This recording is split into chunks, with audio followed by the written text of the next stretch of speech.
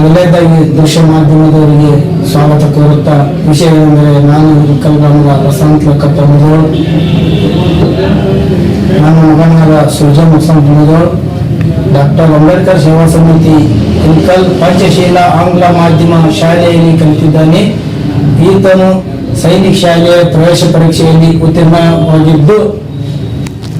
ಪಡೆದಿರುತ್ತಾನೆ. ಇದಕ್ಕಾಗಿ ಶ್ರಮಿಸಿದಂತಹ ಶಾಲಾ ಆಡಳಿತ ಮಂಡಳಿ ಹಾಗೂ ಶಾಲಾ ಆಡಳಿತ ಅಧಿಕಾರಿಗಳು ಹಾಗೂ ಶಿಕ್ಷಕ ವೃಂದ ಇವರೆಲ್ಲರಿಗೂ ನನ್ನ ತುಂಬು ಹೃದಯದ ಅಭಿನಂದನೆಗಳನ್ನು ತಿಳಿಸುತ್ತೇನೆ.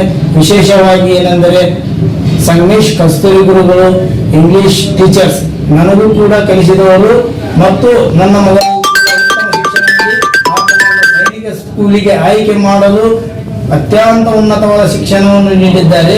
ಅದರಂತೆ ಮಹಿಳೆಯರಿಸುವ ಗುರುಗಳು ಕೂಡ ಉನ್ನತ ಶಿಕ್ಷಣ ಕೊಟ್ಟಿದ್ದಾರೆ.